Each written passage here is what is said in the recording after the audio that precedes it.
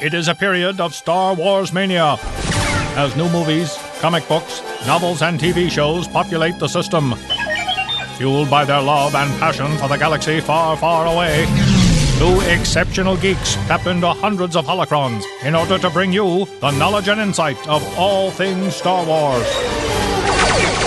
Come and join them as they go inside the Force. Welcome back, everyone, to Inside the Force. Thanks for joining us. I'm David Cottingham here with Casey Cooley. Hello, everybody. And we are here for the 44th time. 44. 44th Football time. number. Thanks for checking us out. This is Inside the Force, where we explore the galaxy far, far away with profiles on your favorite Star Wars characters. Hit on some news. Always hit up some trivia. Talk about the latest Star Wars, everything on this show. You can follow us at Inside the Force, and InsideTheForce.com is where you can get all the episodes, as well as subscribe to us on on iTunes. And our RSS feed is right there as well for your RSS reader that you use. Casey over there is at Kryptonian1138. I am D Cottingham21. That's on Twitter. We are in episode 1 month now. Yeah. Dang. Knocked 3 months out already. 3 movies. The original trilogy. That's crazy. We are now embarking on the prequel trilogy. Now, this is kind of, I guess that was kind of my generation, and now we're kind of getting into Casey's generation. True. Growing up with the prequels. Yeah. Although there's a lot of kids my age that, grew up with the movies, love the movies, then for some reason when they hit a certain age, they suddenly hate the prequels. Oh. It's like, no, you like it. Fair weather fans. Yeah, Bye. You like it, you still like it. You don't not like it Yeah, just because exactly. you're older and you recognize bad dialogue or something like that. You still love the movie. Yeah. Thank you. Whatever. That's why Casey's on this show. He's a true Star Wars fan. We all are. Stick with it. Yeah. So we got a lot of people we can profile from episode 1. Ones that we've been talking about that we're going to probably do this month. But we're going to start off this one with Anakin's younger best friend. Yes. And that is Kitster Banai. Yes. He's the little boy on the pit crew, if you've seen it, obviously. The human. No, because there was a Rhodian. That's right. Yeah. Which everybody thought was Greedo for a while. Gosh, it would have been. It would have been cool because they had that deleted scene with Greedo. Yeah. But now, do you know? I don't find it anywhere in here listed or online anywhere. Yeah. But did you know the rumor, whenever episode 1 was coming out, Right. that who Kitster was supposed to possibly be? You told me this before. Yeah. Yeah. Everybody, for some reason, claimed this was Boba Fett. Yeah. This was like the younger Boba Fett. Before, obviously, we knew he was a clone. Yeah. And episode 2 came out, obviously. But I remember reading about this, like, everybody. I remember seeing the first trailer and seeing him in there, and all of a sudden people going, "Oh my God, there's Boba Fett! There's Boba Fett!" And it may be because, now that I think about it, it may be because, there were a lot of stories about Boba Fett, right. His origin prior to episode 2, which obviously got dissed down into non-canon. But I don't know, maybe in there he grew up on Tatooine or something like that, and then maybe that's why people were like, "Oh my God, that's Boba Fett!" You know, that's possible. I don't know about that. That'd have been cool. That would have been cool. Pretty cool. Yeah, because that would have made that scene in episode 5 like, no disintegrations. Yeah. Like, he used to say that to me on Tatooine, man. Anakin, come on, hey, it's me. Right. Okay, so Kitster was also a slave and born 41 BBY, born on Tatooine, actually. And crazy enough, he was the son of Rakir Banai, who was a smuggler. Mm-hmm. And as you know, unfortunately, because of the sins of your father, this is how he falls into slavery. Yeah. His father was a smuggler. Obviously, probably did some bad dealings. Ended up owing the Hutts a lot of money. So he was basically hunted down by the Hutts. Mm-hmm. Eventually, the Hutts tracked him down, captured him, his ship, his family, threw Kitster and his mother and sold him into slavery. And they ended up back in Tatooine on Mos Espa, where he runs into and befriends a young Anakin Skywalker. So, unlike Anakin, he obviously he wasn't force sensitive or anything like that. So he basically just hung around and then participated in the pod racing as his pit crew with who you talked about, the Rodarian. Wald, I think is his name. Yes, his name is Wald. Correct. The Rodian Wald. Yeah, Wald the Rodian.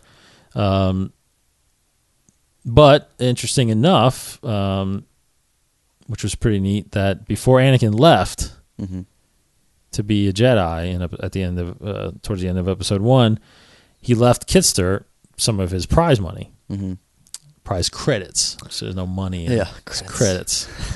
And with that money, Kitster bought Par Antham's Guide to Etiquette, which is a book, which he memorized, and eventually got a job at the Three Moon Mansion. And while doing this job, he earned enough money to buy his freedom, which he ended up getting off and getting out. As by the time he was old enough, he bought his freedom and went into the world. To do what? What did he become? He became a smuggler. He became a smuggler. There's a picture. Like father, like son. Apparently, he was in the Star Wars Galaxies games, which I never played for some strange reason, because I know my other friends who were big Star Wars guys. Was that like an online game? It was like those massive multiplayer. Yeah. I think it started off very small, but then it just expanded and grew. It was very popular. I remember like my buddy playing it all the time, and I tried to, but never really got into it. I don't think my computer could, because it's a huge game. You can install that on your computer. I don't think I could do it. But there's a picture here of what he looked like growing up, and he kind of looks like that one dude from NSYNC. The one that no one even really cared about. The one with the crazy hair. His name was Chris. Chris, yes. I know you're talking about. It's like the guy that the I can't believe I knew that, but yes. Well, I was thinking Chris too, but I didn't want to. Yeah. But it's just funny how with this like sleeveless hoodie kind of look. Whatever. He does look like him. Yeah. Anyways, after kind of dreadlocks. Yeah. After Kitster was freed, I guess he became a smuggler or whatever. It was rumored that he kind of just disappeared on one of his runs. I guess no one saw him. But he appeared 1.5 ABY, and this is where the rest of his history kind of take place. So this is original movie territory here, where he's just doing these random... It literally is like the series of events just seems to be random. But he's always running into the Hutts again. He still has a history with them, always getting into trouble. Smugglers tend to. Yeah. And apparently this one other gentleman, where is he? Drick Bandrick, who is a slave owner, apparently Kitster gets on the wrong side of this slave owner, and they are at odds for several years, and where they just keep fighting back and forth, and then Kitster basically ends up, getting rid of this guy. And it's interesting because throughout the rest of his history, it always says Kitster seeks the help of this benevolent traveler, this guy who's unnamed. And whenever Kitster's in trouble with this slave owner or some other bounty hunter, this traveler comes in, either kills the guy or rescues Kitster or helps him in some other way. It doesn't give him a name, and I think because, and this is just where my limited knowledge, I think it's probably because of the Galaxies game. This traveler is probably the character you are in the Galaxies game, because you have to create your own character. And since you can you can be a female or a male or any kind of alien species, they just generically say you're this space traveler, this spacer, basically. And that's probably, you're helping Kitster, you're helping all these other people throughout the galaxy. So that's probably who this traveler is. But anyways, Kitster runs into all these other bounty hunters and all these other slave owners and these Hutts. And it seems like he's never catching a break, always almost dying, basically, almost, risking death. But eventually he lives, and it really doesn't get, it's kind of boring, but it doesn't get interesting until, honestly, after the original trilogy. And so this is like real expanded universe, but it's just kind of interesting where Kitster runs into Han and Leia, and they get involved in this crazy art dealing thing where whatever. It's in this book called Tatooine Ghost, which is said to be the first expanded universe novel to bridge the gap between the prequel trilogy and the original trilogy, where Kitster somehow helps Leia come across this holocron of Shmi Skywalker, and so Leia can basically meet her grandmother, and Leia learns new things about Anakin as a child, and basically comes to terms and is able to forgive Anakin and Darth Vader for what he did because of the knowledge Kitster gave her about him as a child. And it's interesting because Kitster never knew throughout the Clone Wars and up until I guess basically maybe when Vader died, he never knew Vader was Anakin. He always thought Anakin died during the Clone Wars. Right. And so now I guess when must have been released, whatever, that Vader was Anakin after he died, Kitster realized this and then ran into Leia and was like, hey, I knew your father, all this stuff. And it's just strange. It seems like apparently Kitster somehow knew that Anakin killed the Tusken Raiders in Episode 2. I guess that must have been, I don't know, that must have been a well-known story. Probably. Or something. Yeah, think about it. Remember, that's why, see, he probably heard Anakin coming back to Tatooine, killing him to save his mother. But but here's the thing, is when episode 2 came out and that happened, I read somewhere that's why in episode 4 they feared Obi-Wan. Oh. Because he was a Jedi, and the Tusken Raiders knew that this Jedi had wiped them out. Yeah. But they kind of changed that when they gave him the damn crate dragon sound, right? Because he didn't have that sound originally. He just had the original sound was just like a cry. Yeah. And that scared the Tuskens off. But there was talks that because of episode 2, that's why everybody they feared Obi-Wan. So what they should have done is have Obi-Wan drop in the middle of them with his lightsaber out and like chopping heads off or something. Or just drop in, just light it up, and they're like, and then they're like, Jedi. But it's interesting because at some point the Sand People kidnap Kitster. This is like 8.5 ABY, around the time when Leia and Han and they kind of run into each other, where the Sand People kidnap Kitster, and they are trying to sacrifice him to this angry ghost that's slain an entire tribe of Tusken Raiders with a glowing, humming sword. So it sounds like they're talking about the Jedi or Anakin. So maybe that's how he found out about Anakin killing the Tusken Raiders. And he basically said Kitster's theory is that Anakin always regretted doing that, which I don't know where his evidence is from, but anyways, he was still, I guess, seemed to be forgiving of Anakin even after all he heard about all the stuff that he'd done.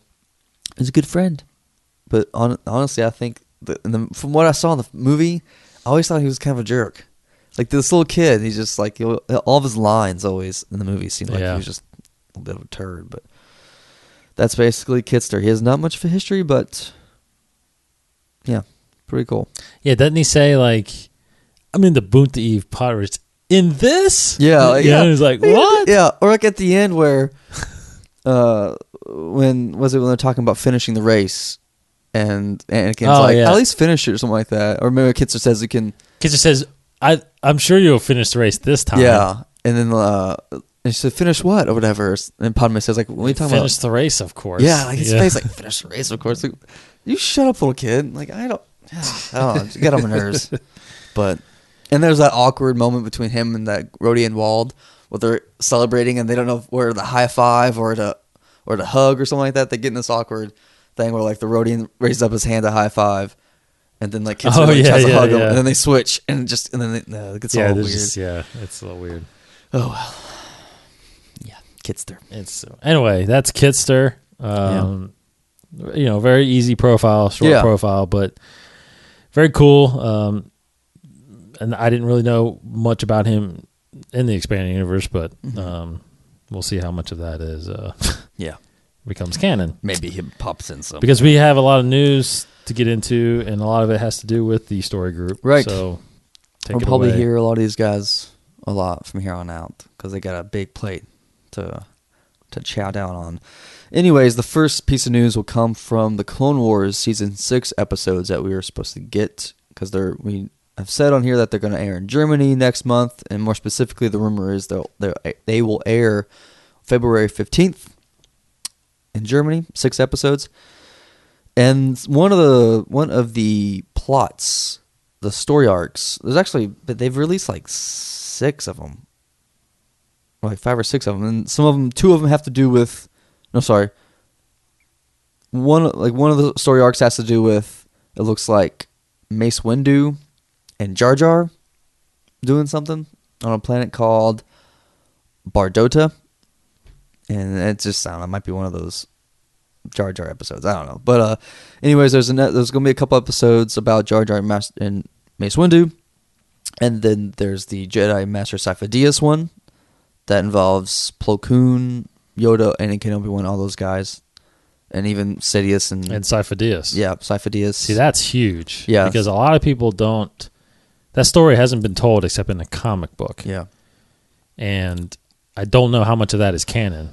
Yeah, I remember reading some of it in the novelization of episode 3 as well. Yes, it was mentioned in that. Mm-hmm. So it is canon. So he is canon. Yeah. What happens, because that clip they released with Plo Koon, I'm assuming that's Sifo-Dyas' lightsaber. It is, right? Yes. Yeah, okay.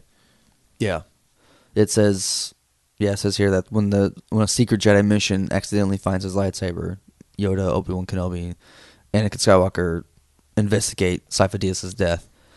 And then apparently Sidious and Darth Tyrannus are also kind of on the same path a little bit. But then there's another story arc with Yoda that we've also seen some clips of, dealing with, where it shows a clip of him and having Anakin help him escape some hospital Jedi temple or something like that. Basically, it's about Yoda. Let's see. It says Yoda is deeply unsettled when he hears the voice of his deceased friend Qui-Gon Jinn in his head, because he knows that not even a Jedi can even speak to the living from beyond the grave.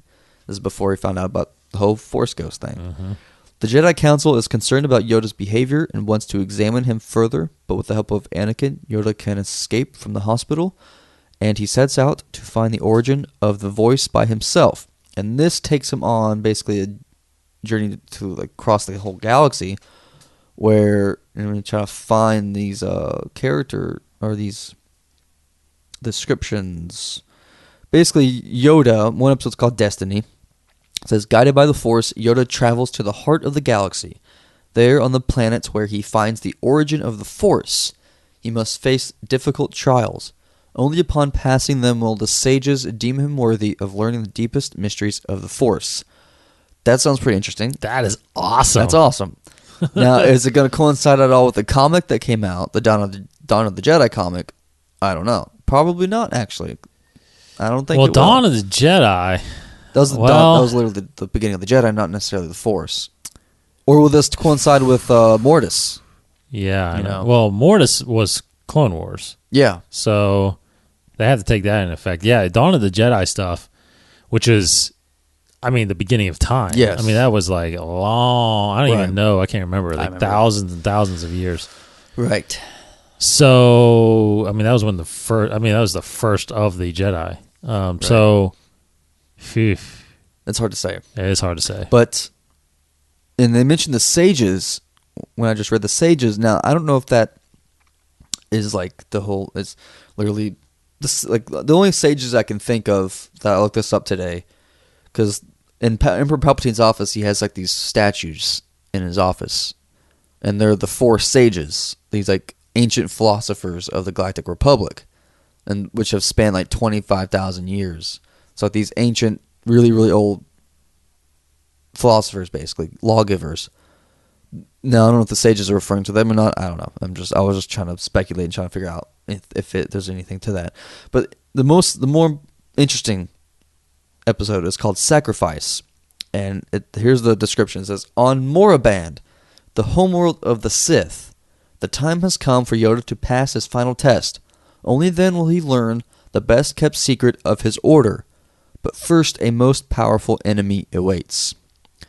Well, there's a lot there. First, obviously, the homeworld of the Sith, they're calling Moraband, whatever. Yeah. When anybody, and most people know, is in the EU is called Korriban. Even the Dawn of the Jedi, it's called Korriban. Is the homeworld of the Sith. Now, this doesn't necessarily contradict it, because maybe I guess it does, because there was a whole actual ancient Sith race that are native to Korriban. Maybe there is an even more ancient planet that before Korriban, or this is just totally or there's two things. Yeah, you're right. There was the Sith took over Korriban. Okay. They're not from Korriban. Oh, okay. Right? Because Korriban was... Yeah. The Dark Jedi went there and converted the people of Korriban. Did they not? Like the red-faced race? I think so, yes. That's the Sith race, right? Correct. Well, isn't that... no, Sith is the religion. Okay. They were Korribans. Okay. Were they not? I think... I'm not terribly familiar. Or maybe they were Sith. I think Sith is what they adopted as... Yeah. Let's say real quick. Yeah. No, keep going. Because what I'm saying is that Korriban, as far as I know the history, and I think that was the planet Korriban. Yeah. The first of the Dark Jedi went there and made them basically slaves and converted them into Sith. Because a Sith was a name. Eventually, I think they gave the Dark Jedis almost, right? Yeah. The dark side. And the Sith. So, the Sith. Or maybe they were the race. I'm not sure. Well, they were a race that were called... There was several different races, the red-faced people. They were just, I guess, nicknamed the Sith. Like, they were... It's kind of like...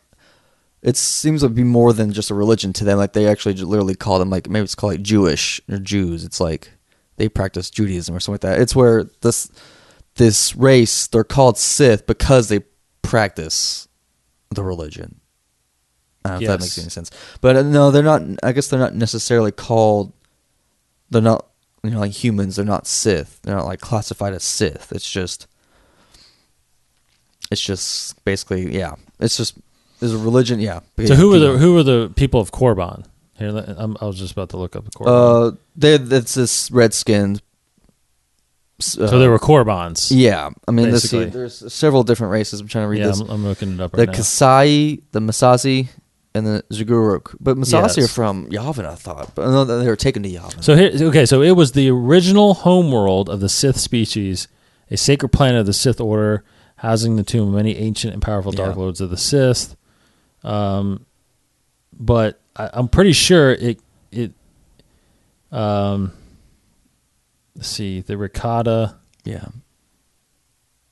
God, we looked this up when we did Darth Bane, but it's been so long. See, the Sith Empire was founded in 6900 BBY by exile fallen Jedi, fleeing the Battle of Korbos, which concluded 100-year darkness. The fallen Jedi landed on Korriban. Okay. Using the Force, the fallen Jedi amazed the Sith. So the Sith were part of a group on there. They were part of Korriban. Amazed the Sith and elevated themselves to godlike status on Korriban, becoming the rulers of the Sith people. Mm-hmm. So that's what they did, and then they eventually took over the planet. So that's how they adopted the homeworld of Korriban. Now, what I'm saying, possibly what might be happening is that, now remember when Bane came around, or when that 1,000 years before Episode 1, the Great Jedi Sith War, right? I think it happened on Korriban. I think where they just, and we read about this, and they wiped, basically the Sith got apparently wiped out, right? Yeah, right. Oh, yeah. Darth Bane is the only one that survives, slips away, and for 1,000 years, the Jedi considered the Sith gone, extinct. Well, so it makes you think that, well, it could be, maybe, I'm just speculating here, that Korriban was abandoned, and Bane set up shop on Moraband. Yeah, for 1,000 years, that's where they trained. Yeah, I don't think it necessarily contradicts Korriban. I mean, I know it says the homeworld of the Sith, but a homeworld can change. It's true. So Korriban may be the ancient homeworld, and this is currently the currently. Yeah, that's all I'm thinking of. Or it even says down here, it could have been translated error. It could be Korriban, but I think that's been kind of debunked since then. Like it is actually Moraband. It is actually Moraband. But I don't think it necessarily will contradict Korriban. But if it does, I'm okay with it. That's fine. So this description that says on Moraband, the homeworld, that's the actual description. Okay. Yeah. So if it does contradict Korriban, though, I can live with it. That's fine. Correct. But anyways, this kind of leads into more of what we're going to talk about, where there was last week or a few days ago. A few days ago, was this website called StarWars7News.com, which I never really think that these websites will have much legit sources or legit news, but this was been reposted by the Force.net, so I consider it to be maybe a decent rumor. Basically, it's a rumor about the characters in the new continuity being based off characters from the expanded universe. And this is ever since the whole story group, this whole topic has been skyrocketing. I mean, everybody's always wondered like what will be kept and what will not be kept with these new movies. But basically, I just want to, I hope I can summarize. One of the big things that people have been wondering is Mara Jade. Will Mara Jade be in Episode 7? Will she be totally written out, or will it be just a different version?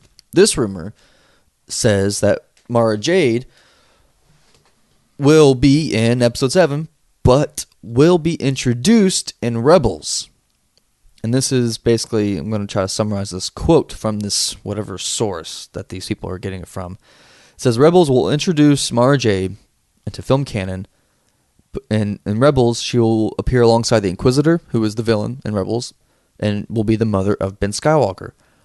And Episode 7 takes place 30 ABY. Jason and Jaina and Ben Skywalker will be around.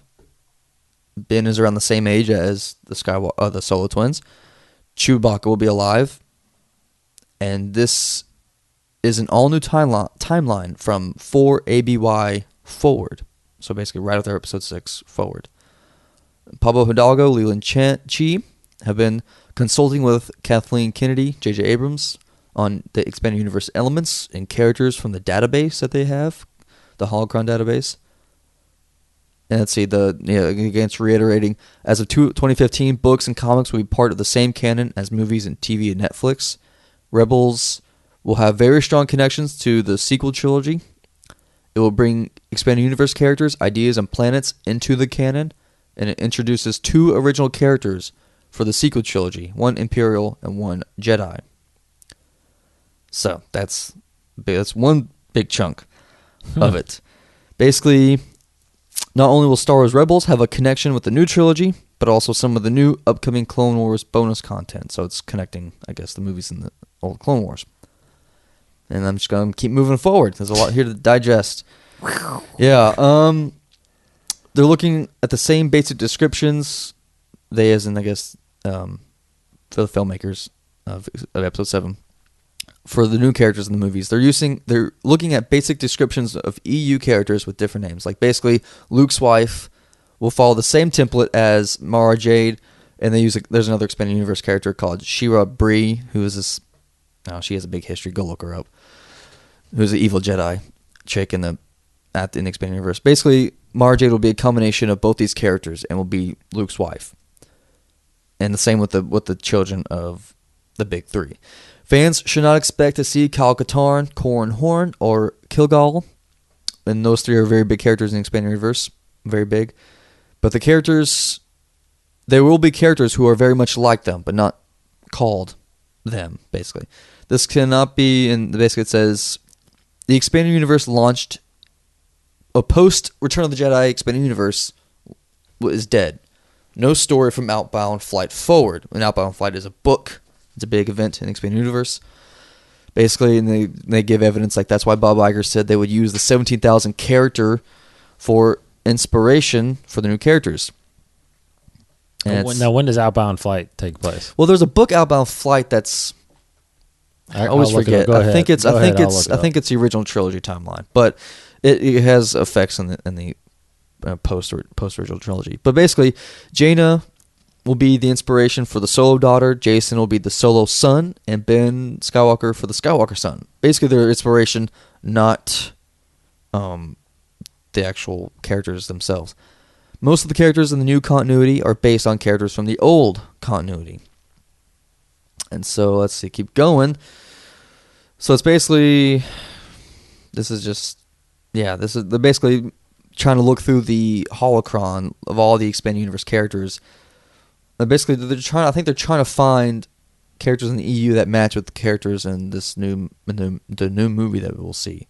I think they're trying to salvage as much as they can without messing up the whole continuity that they're now trying to establish. I guess, yeah, they're trying to salvage as much as they can. And let's see, so that's why we won't see Mara Jade's name in Rebels or the sequel trilogy, but instead we will see a replacement resembling Jade in many ways with a different name and see her character's development. So I guess she won't be called Mara Jade, but she'll be basically Mara Jade with this, yeah. And there's, yeah, and let's see, I'm going to keep going scrolling down here. This article is on StarWars7News.com if you guys want to read it. It's very loaded. And by the way, this whole codename rumor, which they're talking about codenames for. I don't understand, like, Star Wars characters getting codenames, and I don't know why they're talking about codenames. But basically, they're saying, I mean, they actually talk about the Korriban Morabon name issue. They're thinking that maybe Morabon might be a codename, but I think that's been pretty much debunked. And they're talking about Michael Arndt now. And this actually, I can believe this piece of news right here. They're saying Michael Arndt is not fired from Star Wars. Instead, he's been bumped to Episode 8. Basically because, and that makes sense because he was focused on the Solo twins and all the kids of the Big Three, where J.J. Abrams wanted to focus on the Big Three themselves. So it seems like he said, Michael Arndt, we'll just use your story for Episode 8, or your character development of the kids for Episode 8. I want to go with the original characters for Episode 7. So that's basically, it sounds like, what they're doing. And it seems, they say here that Mara Jade, or at least a wife, Luke Skywalker having a wife, that character of the wife has been something that George Lucas has wanted since Return of the Jedi. I've never heard of that, but I don't know, because I always thought it'd make more sense if he stayed single. But I guess if Lucas always imagined a wife, then so be it.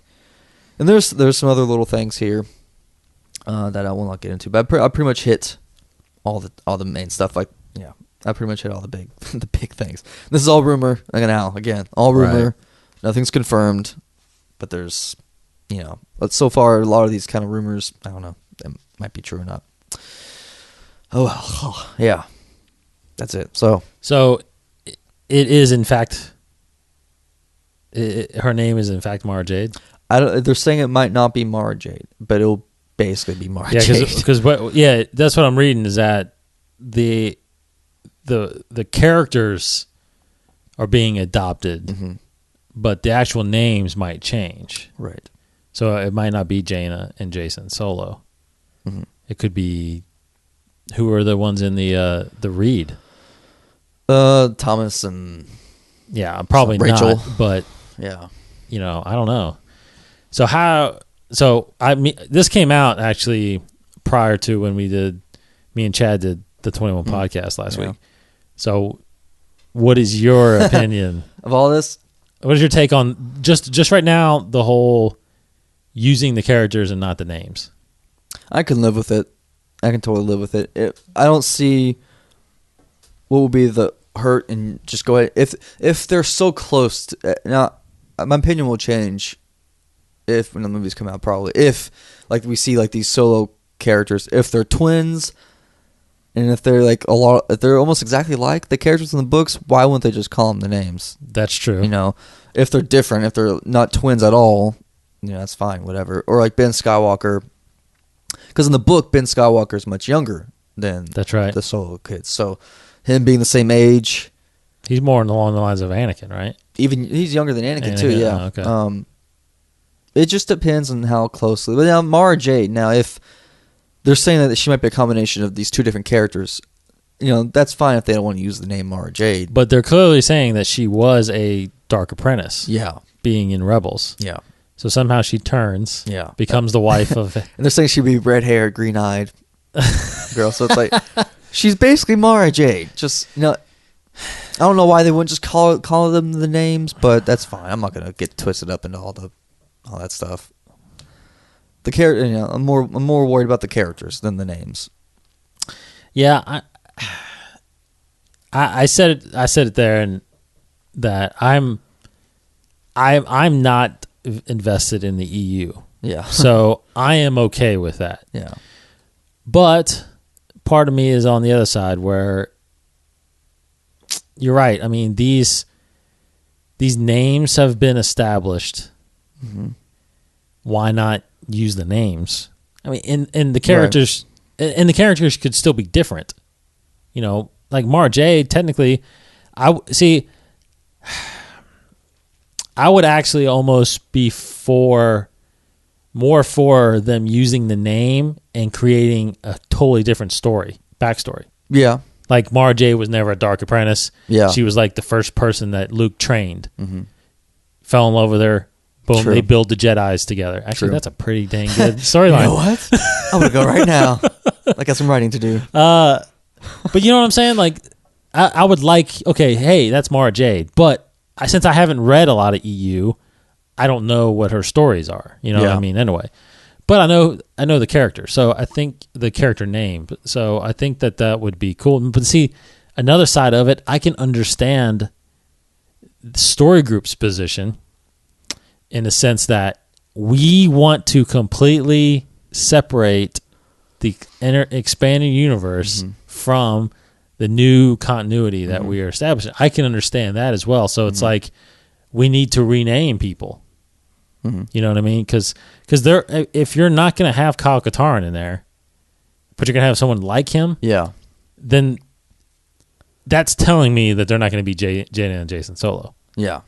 That they're going to be different names.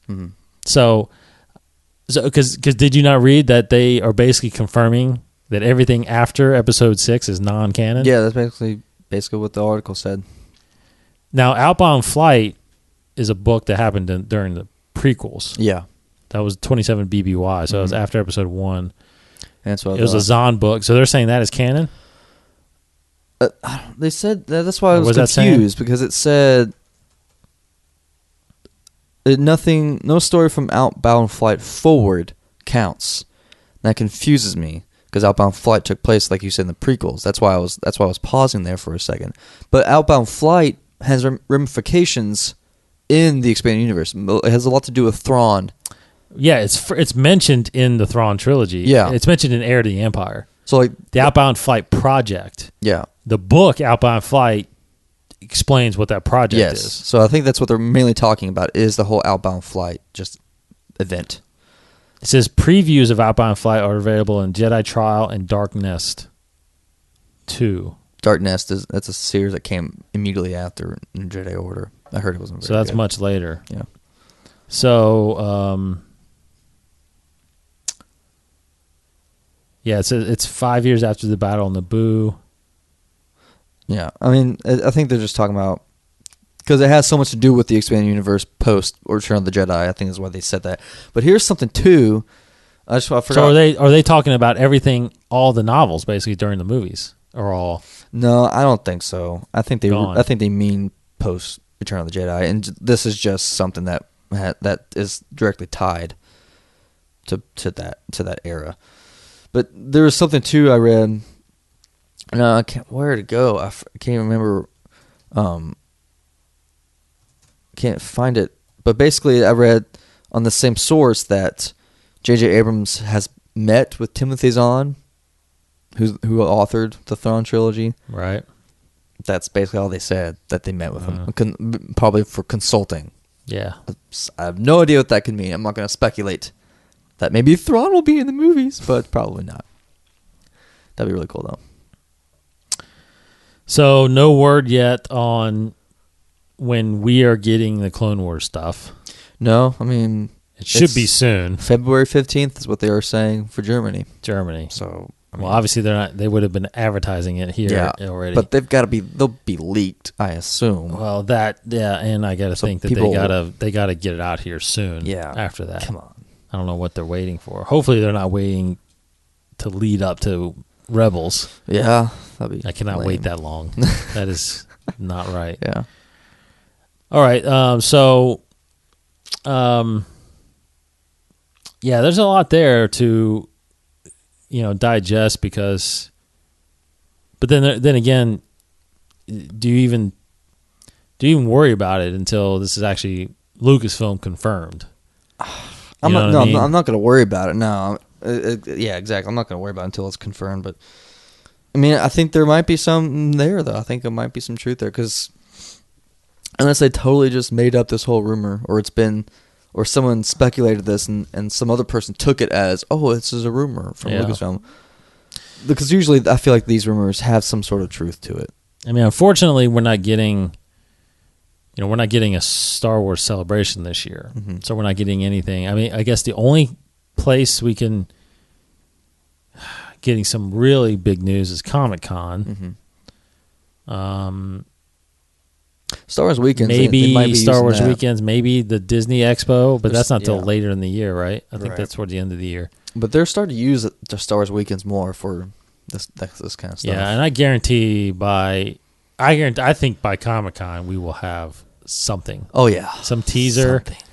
Because Abrams, you know how he kicks in that marketing long before the movie comes out, and I've read somewhere too that he is, he understands that it's different with Star Wars fans about being, having that level of secrecy with his projects. So he said there will be secrets, but fans will get more of what's going on than his previous stuff. Like I heard that one day he walked into his office and like his windows were all blacked out or something, so no one can see inside at the script or something like that. But, JJ. So that's a lot there to take in. I mean, yeah, that's big stuff. Hopefully, a lot of this stuff becomes canon. Yeah. Canon, the news in a way, as long as it. Hopefully, we get some truth here. Basically, soon enough. I feel like I don't represent my generation as accurately as opposed, in regards to the whole expanding universe, because I know some of my friends who are so sold on it. Like I've said this before. Like one buddy of mine, from college, it was talking about how if they do a Han Solo trilogy, then they have to do this and they have to do this, or Han Solo spinoff. And I was like, no, they don't. And I think it kind of got him angry a little bit. I was like, no, they don't have to do it. There's basically until they release a timeline, I would consider every novel probably non-canon, except like I think it was called Labyrinth of Evil. I think it was the one like before episode 1 or episode 3. I think 3. Yeah, the Darth Maul one I think would probably be considered canon. I think I don't know. I think it was called Shadow Agents of Shadow Agent or something like that. So yeah, there's probably a couple that are probably canon, but anything, like you said, I just think everything after episode 6 is probably Gandhi. That's what it's leading to. So, all right. Anything else on the news? Nope, that's about it. That's all worth talking about. There's some other things happening, but we'll get some more details on it before we. Right. All right. So let's do some episode 1 trivia. How about that? Okay. Pick a number between 1 and 418. 1 and 418. Yes. Let's go 209. 209. Right in the middle. Okay. 209. We're doing trivia 209 from Obsessed with Star Wars. And here we go. Okay. What was Mulhonic's species? Mulhonic.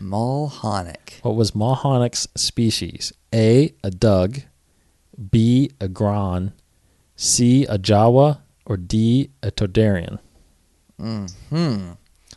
Mulhonic. Don't know who that is. I don't know who that is either. So you said Doug? A Doug, a Gron, a Jawa, or a Tordarian? Mulhonic. What was Mulhonic's species? It's hard because there's definitely species there that we recognize. I never knew a Jawa had a name. I don't know if they do. I guess they do. I guess they do. I'm sure they do. But we basically, I know all those except for B. What was that again? What was B? A Gron. I think I've heard of Gron. I don't know what a Gron is. But right away, I don't know. Like I know what a Doug is. I know what a Toydarian is. I know what a Jawa is. So it's like, is it going to be the obvious thing? And one of those answers? But Mulhonic. I'm going to go with Gron. I'm going to go with Gron as well. Okay. Because I have a feeling they're referencing someone from the pod races. Yeah, that's what I thought too. And Sebulba was the Doug. Mm-hmm. Todorian was Watto. Yeah. And Jaw was Don't Ride pod races. Yeah, I was thinking pod races. So I'm thinking Gron. So I think that's I think that's the right answer. So let's see. B. Yeah. Ding, ding, ding, ding, ding, ding, ding. Yeah. Okay, so process of elimination. Yeah. You got that one right. So that puts me up to 28 and 18, and Casey is now 26 and 20. Still so behind. yeah, but we're above 500, so we're doing pretty good in this book. Actually, Yeah. we're doing pretty good in this book. All right, so that'll do it for this episode of Inside the Force, episode 44, where we profiled Kitster. And drop some major EU news for the movies, but some rumor bombs. Rumor bombs. Nothing major. Hopefully, we'll get something here in the coming weeks because pre-production is well underway. The production should be starting in April, I think. Yeah, April, May, late around the April-May era. So hopefully, we start getting some stuff on Rebels. Because that show's starting later in the fall, so looking forward to that especially. Okay, so tune in next week as we continue episode 1 month. Tweet us at Inside the Force. I am D Cottingham21 on Twitter. He is Casey Kryptonian1138. We will be back next week for episode 45. 45. That's XLV. XLV. Right? No. 555. Yeah, XLV. 10 before 55. Yeah. Yeah. XLV. Yeah. 10 Yeah. before 55. Yeah, because this is going to be XLIV. XLIV. Yeah. Oh my gosh. All right. I'm doing the Romans, man. Doing the Roman numerals all the way through until we get to C. 100. That's going to be a year from now. That's really awesome. Oh, man. Episode C. Episode C. Eventually, we'll get to, isn't D? I have no idea. D is 500, I think. Is it not? And then M is 1,000. Oh my gosh. Well, probably. That's like that's like 20 years from now. Hello and welcome to Inside the Force. We're talking about Star Wars Episode 15. Exactly. Oh, it might even be bigger than that. Oh my gosh. And then my daughter will be sitting here talking with us. She'll be like 30. Jeez. We're still doing that. Yeah. Oh yeah. Hey, I ain't stopping. Yeah, In fact, this is what my two daughters might be taking our place. Two daughters, that's right. Yeah, My kids. My Jedi's daughters. Well, I've already told my fiance my daughter's gonna be Star Wars nerd. Oh, my son God, automatically, but daughter. Well, don't say son because don't want to jinx myself. You're gonna get girls. Yeah. Like me, I got another girl coming. Yeah. Anyway, little side podcasting. Anyway, wanted to mention, of course, we're definitely part of the 21 Network. Go to 21network.com. You can get all the podcasts for all the shows, KooCast, this one, Inside the Force. We got Popular Fanatics, the El Mary podcast, 21 podcasts in the comics. And, of course, one somewhat related to us, Star Wars TCG, where we talk about Star Wars, the card game. No news on that. That's why we haven't gotten anything there. New Force Pack should be coming out. Actually, the new Force Pack is pushed back to a month, so we're not getting it until March. Jeez. But that comes out every other Saturday. So check me, Casey and Corey out on that. Check me out. Wanted to announce a new video series on our 21 Network YouTube channel. That's at youtube.com/21network. It is called Camera One. It is basically just someone, a part of the podcasts, where we kind of just do little short videos to the camera, to the audience, kind of talking about different things, mostly related to podcasts that, it's a companion pieces almost in a sense. So there's a couple up there that I've done. Chad has done one. Casey hasn't done one yet, but Corey just did one today. So we're so look for that. Russ is going to be doing most of his from the shop, talking about comics and stuff like that. So look for that on our YouTube channel. We're going to be tweeting that out, so you can just, if you want to just follow at 21 Network for all the latest links to basically whenever a show comes out, whenever a video comes out, we'll be tweeting that out. So check that out. Hope you guys enjoy that. So that is it. Like I said, come back next week for episode 45 for Casey Cooley. This is so wizard. I'm sure he'll do it this time, Annie. Wizard, that's right. Oh my god, he has a couple of good lines in there. He does. I like the around the time of the R2 line. What was that? That says, like, wow, real asteroid droid. How'd you get so lucky? Yeah. What with this? Yeah, that's hilarious. Good lines. Yeah, the wizard thing. That's so wizard. They say wizard in the Star Wars universe. That's great. All right, thanks everybody. InsideTheForce.com for all the shows. Thanks for subscribing to us. Check us out next week, and check out the 21 Network this week for all the latest podcasts. Take care, everybody. For Casey Cooley. Goodbye, everybody. This is David. Thanks for listening, and may the Force be with you. This has been a production of the 21 Network. For more great podcasts, visit 21network.com. To view additional content, subscribe to our YouTube channel at youtube.com/21network. Follow us on Twitter at 21network for the latest news and updates. The 21 Network, for the fan and all of us.